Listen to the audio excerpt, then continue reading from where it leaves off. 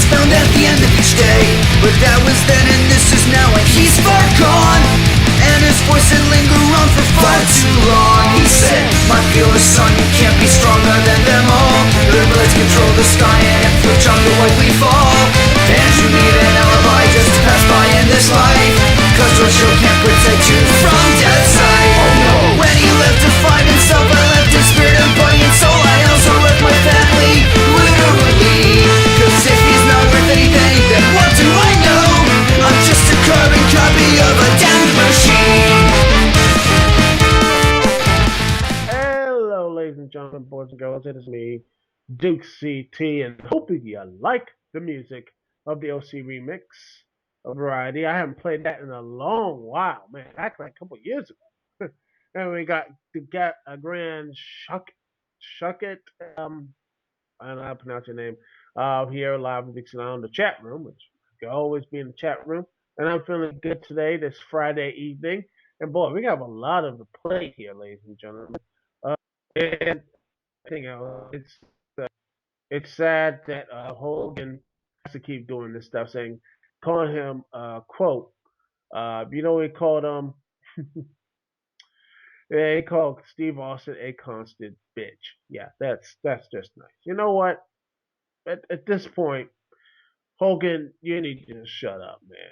Just go. It's nice seeing you here and everything else. I'm sorry. Why? I'm serious. Why is he still coming here doing this, like, just coming in, just doing his little stuff? I can't. I don't get it. Is he that sad and lonely, needs attention? I'm asking you this, people. I don't know what's going on. Grant Shuckett. I want to hold on, pronounce your name right. Can you give me some here? People in the comments on the YouTube thing. Tell me, am I crazy here? I don't know.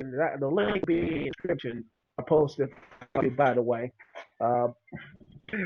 I don't get this. I don't get this. How Hogan is continually keep doing this over and over and over again.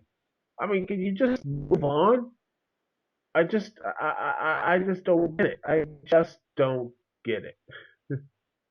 Yeah, yes, I'm saying you're right. I mean, I don't know. And he's still trying to get a match, people. Hulk Hogan is still trying. 62 years old. He's in his early 60s. Dude is made out of cardboard, basically stuck together with bubblegum tape and used duct tape. And he still wants to go in the match. He can't do the leg jump anymore, or else his whole body would implode. I don't get it. I just don't get this. He can't do a match anymore. The only thing we had was his Hulk, the stuff in TNA, and honestly, that got the crowd. Which I'm gonna say this right now, and I think I said in my review of it.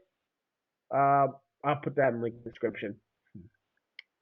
I said this back then. I say now I was surprised that Hulk Hogan got massive cheers. Uh, Massive cheers, and I thought Philadelphia was going to completely annihilate everything else, was destroy him. But by God, he did. They all cheered for him. Yeah, his back would break in 2 minutes in the match. But it's his life, man. That's Hogan's life. I can't say anything about it. It's all there. I don't know. Maybe that's just me. Maybe I'm going crazy. But Lord help me. I don't know. Just I don't know, man. It drives me insane. It just drives me insane. Another thing that drives me insane is what happened on Monday Night Raw. I didn't see all other Monday Night Raw. I was in classes. I started classes over at Prince George Community College. It's a late class. It's a pretty good class and such. And I didn't watch all, but I did catch the videos and such. YouTube and everything else. Cut myself up a bit. Didn't really like what's going on, but I can imagine just put it all together for 3 hour Raw. And trust me, I could barely tolerate. Seriously, I can barely tolerate a Raw that's good. That's 3 hours, but when it's bad, I give up. I start watching Nash's Radio Dead Air. That's what I do. When it starts getting bad, I just stop watching. Um, I give it, I give the show a chance. I give it a chance. Oh, sweet Christmas, I give it a chance. But at the end of the day, whew, I just, oh man, it could be a complete disaster. And supposedly what happened this time, John Cena came back, and of course, even though there are reports of John Cena having these really nagging injuries, neck problems, which, by the way, a brilliant idea. John Cena can have neck problems, so of course, you have him have do all these damn suplexes. Oh, like 16, 15, 16 suplexes. That's just amazing right there. Mm, that's a special that's a special kind of smart. But for the most part, I am really, just the dude is just hurt. He's the walking wounded. Cena is the walking wounded, and he needs to go. I mean, seriously, Cena needs to take a long break. He didn't need to come back for the rematch. He didn't need to. Besides, what's the point of him coming back and fighting Brock Lesnar again? I mean, we always saw he is unable to basically fight. He is unable to completely compete. He wasn't in the same ballpark of that match. It was a complete destruction of Brock Lesnar. Brock Lesnar just completely destroyed John Cena. But yet, he comes on the mic, and I see it as like, oh, I let Brock Lesnar. He beat me. I beat him. He's like, he comes on, says, yeah, he's like, I failed because I let Brock Lesnar beat me. I let him beat, like, dude, you knew Brock Lesnar. You know Brock Lesnar. I mean, you faced him not once, not twice. This is your third time facing this man, and you didn't prepare or anything else. You supposedly sounded prepared before the match, and you got your butt kicked. Now you're gonna be super prepared, more prepared. You were prepared during the match. I don't get this. I do not get this. How you're supposedly prepared. Supposedly, I don't know that you weren't prepared. You were being lackadaisical. It looked like for the most part you weren't lackadaisical. You weren't, John. You weren't lackadaisical. You were dominant. You were completely just I don't want someone to comment in the comment section or anything else to really tell me what is John Cena's focus or and everything. I want just someone to talk to us about this because it just blows my mind how just how not stupid, but just how just really clunky this whole thing is. It just sounds really really clunky to a point that I just don't understand. I just don't understand how this could continue to happen, and it just it really is just it just really bothers me on how this stuff continues to work. How the WWE continues to screw up, continues to do this. It blows my mind. It blows my mind. That the WWE continues to push John Cena to this point, to the detriment to everyone else. And I've been saying this for many years. They need to have a bench. And when they do have a bench of guys, they either knock them down or have Cena beat them.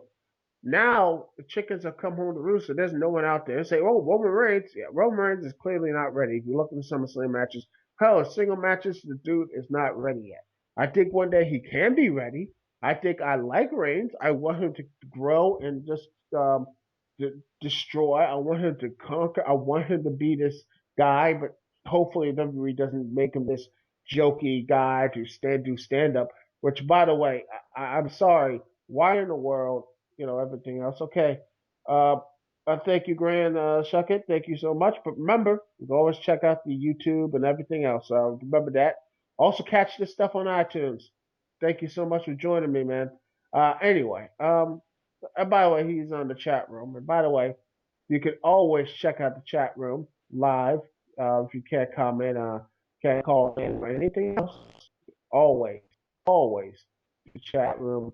If you want to listen anywhere else, you can leave a comment, all that type of stuff. It just, it's just, to me, it's all this other stuff. It's amazing. I love everyone who comments and everything. It's nice. iTunes, YouTube comments and everything else. So, thank you so much. Anyway, now back to this point. I feel like Brock and I feel like John Cena, these two guys have great chemistry. But I just hope, I really hope that they have someone to back up. Again, there's no one out there.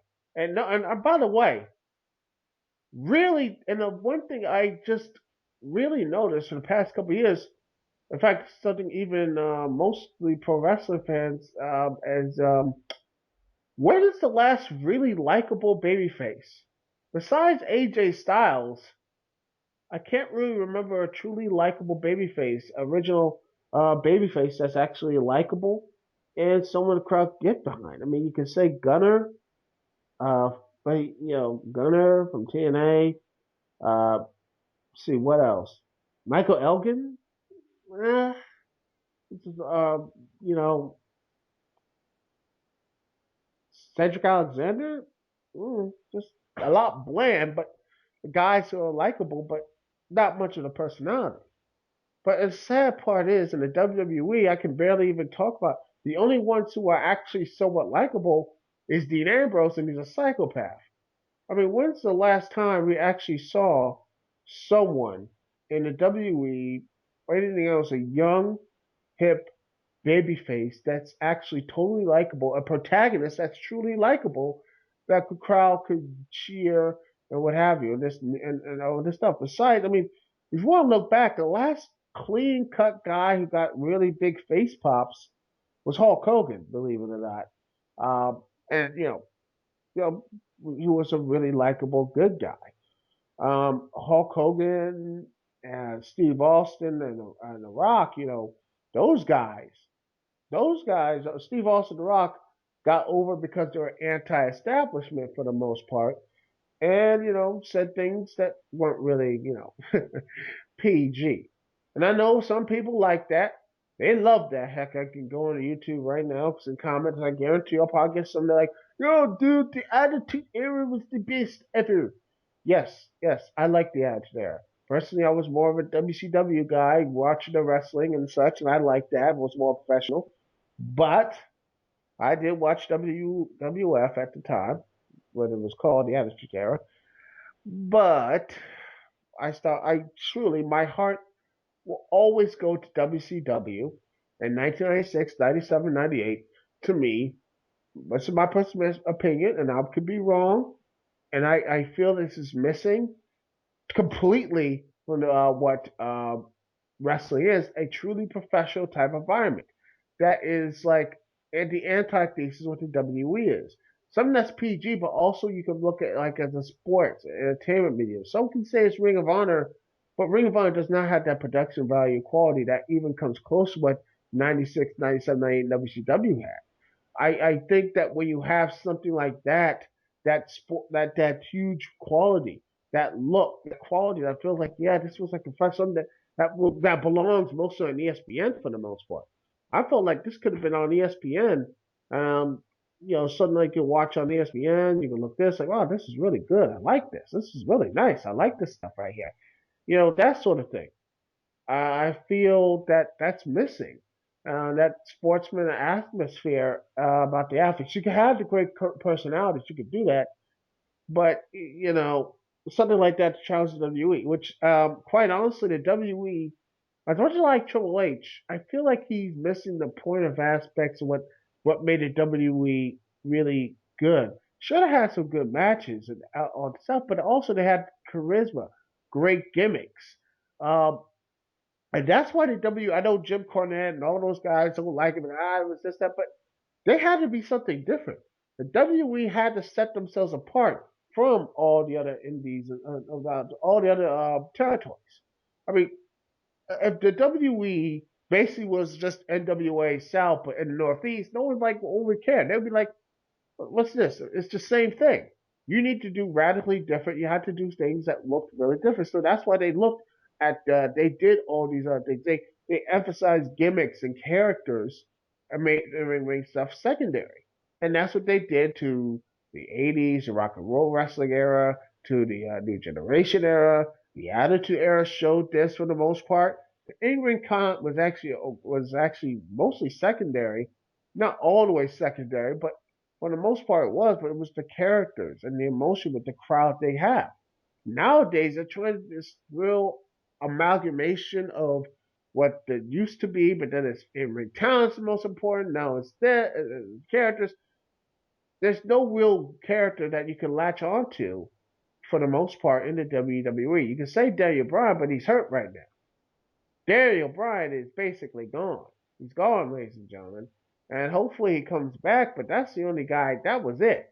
Everyone else, and I like Daniel Bryan. I don't get me wrong, but he's not really much of a personality guy. I mean, he's more of a Richie the Dragon Steamboat, Dynamite Kid, uh, you know, Chris Benoit type guy who may have some personality, but at the end of the day, people know him for his in-ring talents, and there's a place for that in the WWE, something like that. But I feel like the WWE is lacking, for the most part, to people with these characters, and and things that connect to the crowd to really do this, and they should stop with the amalgamation of that. To me, WWE, and I say, and some people call this heresy, but it is, when they were successful, the most things people cared about was the characters. The in-ring stuff was there and we liked it, but the forefront for the WWE, when it was popular and good, was the characters of what Vince McMahon was going to do, what Stone Cold Austin was going to do, what The Undertaker and his Ministry of Darkness was going to do, what Kane was going to do, what The Rock was going to do, the characters and all these other things. You know, that was the WWE. That was what made them different from all the other wrestling stuff. They emphasized characters rather than an in-ring count, and for the betterment or for worse. And nowadays they're not going to be able. And people want to say, "Oh, let's bring back the Attitude Era." You can't. You cannot bring back the Attitude Era. You can never do that because it's different. A lot of things change. A lot of the stuff that's going on. How, I mean, the way they treated women back today, it's not that good. Yeah, I was a young man and I was supposed to like that stuff, but now you just look at like, yeah, it looks pretty bad, and you wonder why a lot of people who have had, the good stuff, what the UFC gets, or what, let's see, but the NFL, NBA, soccer, all those big time, you know, money maker like the car deals. There's all those type of big money people usually use. Those are commercials and advertisers and such go to them before they go even look at the WWE, because even though the Attitude Era was popular, it was basically a bit of a negative spot. Now I'm getting way off topic. I think this could be a very interesting podcast later down the road. But anyway, back to my main point. Cena Lesnar. I I will be I am hyped for this match, but I think it should have gone later. I really believe this match should go on later. I think it should have been like maybe Survivor Series or something. Not a championship. Should have just had someone else there.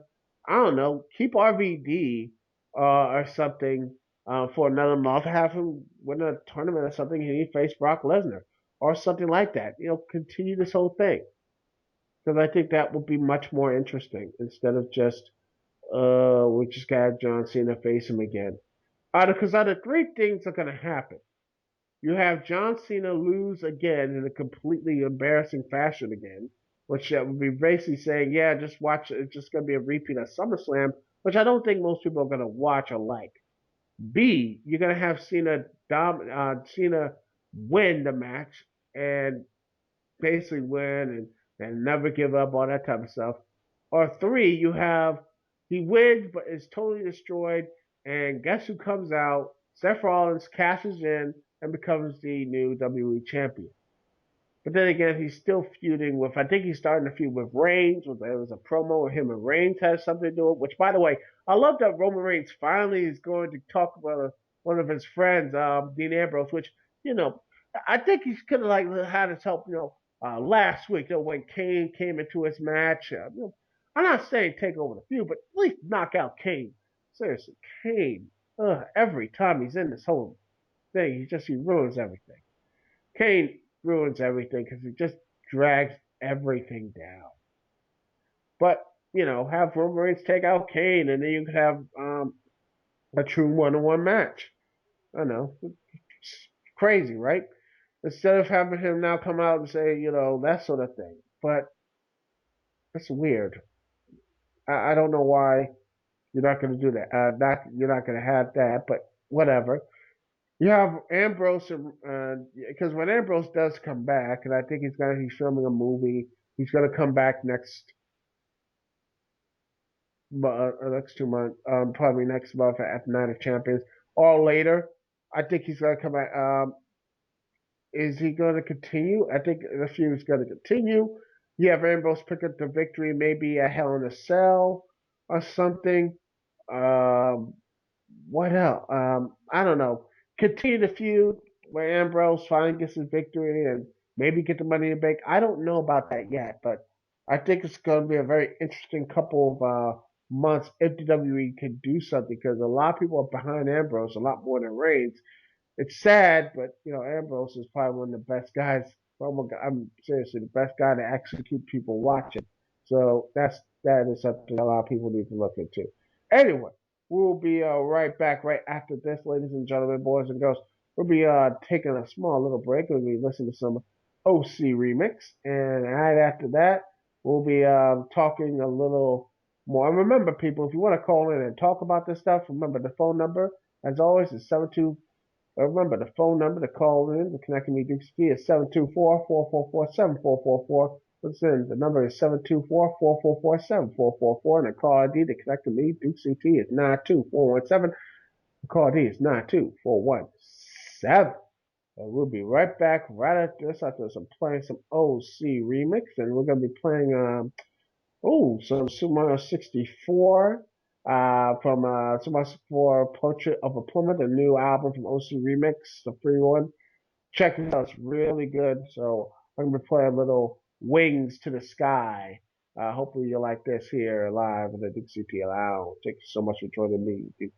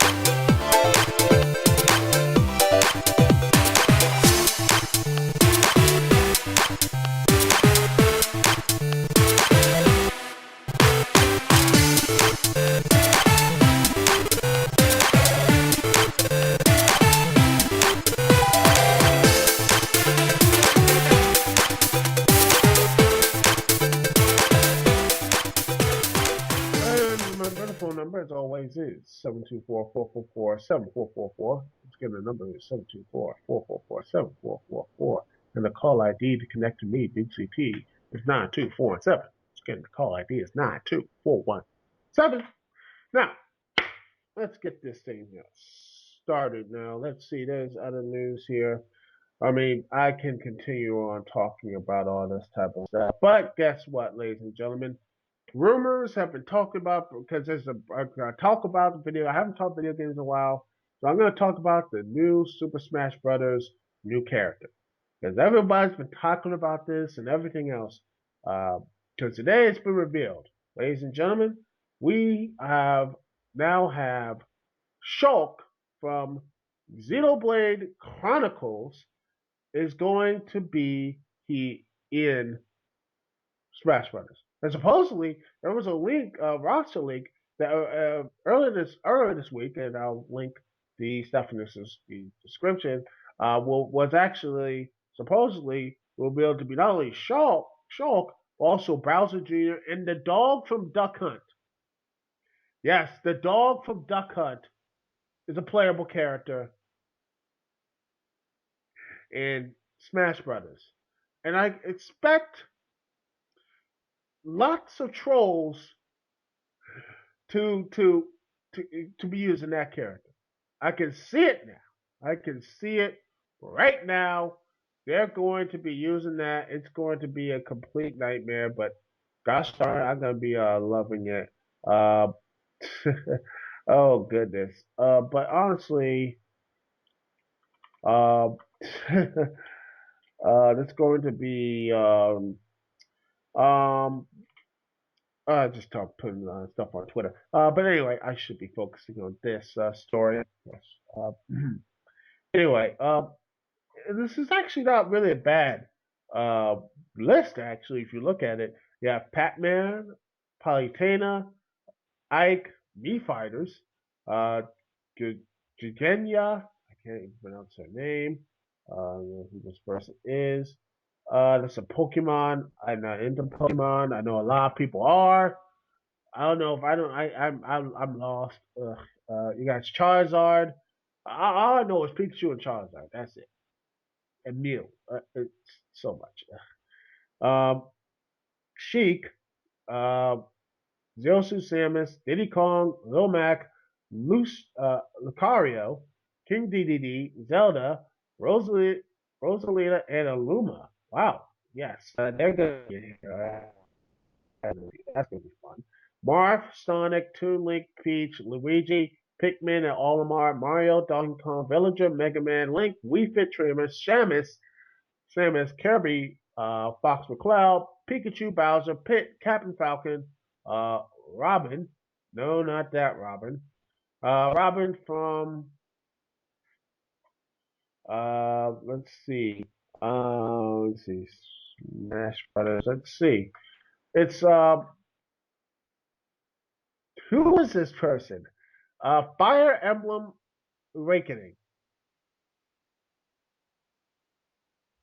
I haven't played Fire Emblem Awakening. I a lot of people say it's good, or I don't know. You guys, who get it, should I get it? I don't know, but yeah, they're in there. Yeah, Luciana, Meta Knight, and now you have Shaw. Interesting. And also, and it's not only that, but ladies and gentlemen, Xenoblade Chronicles, believe it or not, is actually in another good news. Because it's pretty hard to find in a week. You can't find it in a week. It's really hard. But suppose because um right here, screen IGN is now Xenoblade Chronicles is going to be released on the new 3DS and 3DS consoles. Very, very interesting. They're going to be released for the new ones, and yeah, it's only for Japan, but this honestly, this is going to be interesting. Um, I haven't got a new 3DS. I haven't played a handheld thing since I think my sister's DS way back in the day. Not way back, like a couple years ago. Other than that, I haven't really played handheld games. Maybe I'll get back into it. I might get back into it for fun's all right. I need to get a Wii U just for to play that. But by the way, if you haven't played Xenoblade Chronicles, you should. If this is the only way to get it, get it. If you can't find it, I think GameStop sold it, but I can't find it. It's somewhere. Um, you can find it. Xenoblade Chronicles. It costs a bit much, but you can find it. You can find it on eBay. See, what have you. You can find it in some places, but yeah, it costs a lot, and it's a shame because it costs a lot of money. But it's a very good game, and I can't speak. But hey, this is live. This is live, and you gotta go and take the whole thing. You gotta go in there live. We're doing it live, and that's what you gotta do. Uh, anyway, let's see. But honestly, hopefully, Xenoblade Chronicles gets on 3DS. I'm hopeful that the last story and all those guys get there too because they're very good games. Not good, but great games, and they need to get the love. I think they need that love. I mean, that they're great games. They're nice from Operation Ball. It's a shame that we're only sold on GameStop, not everywhere else. Nintendo. Because honestly, God forbid you actually make people. Because honestly, people were interested about this game. Seriously, I just. But anyway, hopefully this will bring more people into it because I love this and um and there's and the other one and hopefully maybe they'll re-release it again. Hopefully they'll re-release this. Heck, I would love that. It would be great if they actually did the Operation Rainfall, have a collection for the Wii U, get some people because a lot of people would love that, and I think that would be something that a lot of people would like. Because quite honestly, a lot of people I like these things, so they can't buy them. I think it would be really great for this, what have you, because it is hard, very hard. It's only one less.